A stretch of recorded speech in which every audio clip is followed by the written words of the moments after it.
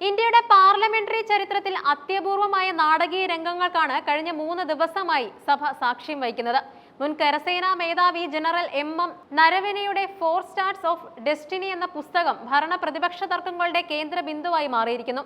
Chinese കടന്നുകയറ്റവും 2020-ലെ Galwan സംഘർഷവും സംബന്ധിച്ച സർക്കാരിന്റെ ഔദ്യോഗിക വിശദീകരണങ്ങളെ ചോദ്യം ചെയ്യുന്ന വെളിപ്പെടുത്തലുകൾ ഈ പുസ്തകത്തിൽ ഉണ്ടെന്ന സൂചനകളാണ് പ്രതിഷേധത്തിന്റെ തീപ്പൊരി പടർത്തിയത്.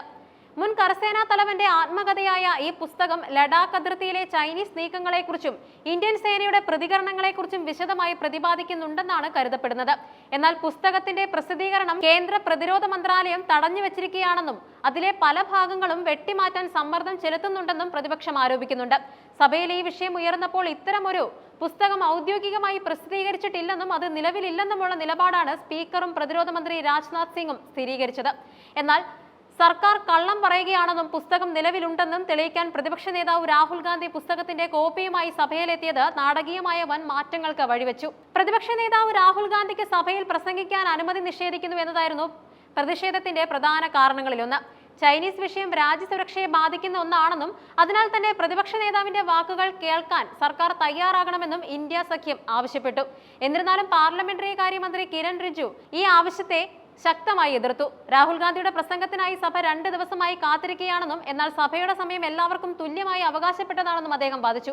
ചട്ടങ്ങൾ പാലിക്കാതെ ആർക്കും പ്രത്യേക പരിഗണന നൽകാനാവില്ലെന്ന ഭരണപക്ഷ നിലപാട് സഭയിൽ വലിയ ബഹളത്തിന് ഇടയാക്കി.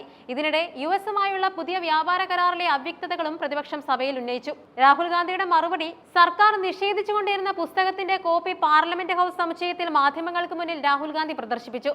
ഈ പുസ്തകം ഇല്ലെന്ന് സർക്കാർ പറയുന്നു, പക്ഷേ അത് എന്റെ കയ്യിലുണ്ട്. ഇന്ത്യയിലെ ഓരോ യുവാവും ഈ സത്യം അറിയണമെന്ന് അദ്ദേഹം ആവേശത്തോടെ പറഞ്ഞു. 2020-ൽ ചൈന ഇന്ത്യയുടെ ഭൂമി പിടിച്ചെടുത്തിട്ടുണ്ടെന്നും ആ സത്യം പുറത്തു വരാതിരിക്കാനാണ് ജനറൽ നരവനെയുടെ മെമ്മോയെ സർക്കാർ തടയുന്നതെന്നും രാഹുൽ ആരോപിക്കുന്നുണ്ട്. ഗാൽവൻ താഴ്വരയിൽ ഇന്ത്യക്ക് സംഭവിച്ച നഷ്ടങ്ങളും ചൈനീസ് സൈന്യത്തിന്റെ കടന്നുകയറ്റവും സംബന്ധിച്ച നിർണായക വിവരങ്ങൾ പൊതുജനങ്ങളിൽ നിന്നും മറച്ചുവെക്കുന്നത് രാജ്യദ്രോഹത്തിന് തുല്യമാണെന്നും പ്രതിപക്ഷം ആവർത്തിച്ചു. സഭയ്ക്കകത്തെ പ്രതിഷേധം പിന്നീട് പാർലമെന്റ് കവാടത്തിലേക്ക് പടർന്നു. സസ്പെൻഷനിലായ എംപിമാർ ഗാന്ധി പ്രതിമയ്ക്ക് മുന്നിൽ ധർണ നടത്തുന്നതിനിടെ BJP MP രവനീത് ബിട്ടുവും രാഹുൽ ഗാന്ധിയും തമ്മിൽ രൂക്ഷമായ വാക്പോര് നടന്നു. പ്രതിഷേധിക്കുന്ന എംപിമാരെ പരിഹസിച്ചുകൊണ്ട് രവനീത് ബിട്ടു നടത്തിയ പരാമർശമാണ് തർക്കത്തിന് തുടക്കമിട്ടത്. നിങ്ങൾ യുദ്ധം ജയിച്ചു വന്നതാണോ ഇവിടെ ഇരുന്ന് ആഘോഷിക്കാൻ എന്ന ബിട്ടുവിന്റെ ചോദ്യം രാഹുലിനെയും സഹപ്രവർത്തകരെയും പ്രകോപിപ്പിച്ചു. രാഹുൽ ഗാന്ധി ബിട്ടുവിനെ ചതിയൻ എന്ന് വിളിച്ചപ്പോൾ രാഹുൽ രാജ്യത്തിന്റെ ശത്രുവാണെന്നായിരുന്നു ബിട്ടുവിന്റെ മറുപടി. മുതിർന്ന നേതാക്കൾ ഇടപെട്ടാണ് പിന്നീട് രംഗം ശാന്തമാക്കിയത്. തുടർച്ചയായ 3-ാം ദിവസവും സഭയുടെ നടപടികൾ പൂർണ്ണമായും തടസ്സപ്പെട്ടു. സ്പീക്കറുടെ ഇരിപ്പിടത്തിന് മുന്നിലെത്തി പ്രതിപക്ഷ എംപിമാർ മുദ്രാവാക്യം വിളിച്ചു. നരവനെയുടെ പുസ്തകത്തിലെ ഉള്ളടക്കം സഭയിൽ ചർച്ച ചെയ്യണമെന്ന ആവശ്യത്തിൽ വിട്ടുവീഴ്ച ചെയ്യാൻ പ്രതിപക്ഷം തയ്യാറായില്ല. ബഹളം കനത്തതോടെ ലോക്സഭ പലതവണ നിർത്തിവെച്ചു. ഉച്ചയ്ക്ക് ശേഷം 2 മണിക്ക് സഭ വീണ്ടും ചേർന്നപ്പോഴും സമാനമായ അവസ്ഥയായിരുന്നു.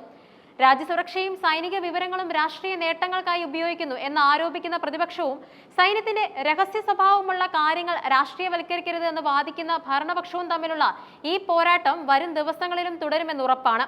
ജനറൽ നരവനെയുടെ പുസ്തകം ഇന്ത്യയുടെ രാഷ്ട്രീയ ഭൂപടത്തിൽ വലിയൊരു ചർച്ചയ്ക്കാണ് വഴിമരുന്നിട്ടിരിക്കുന്നത്.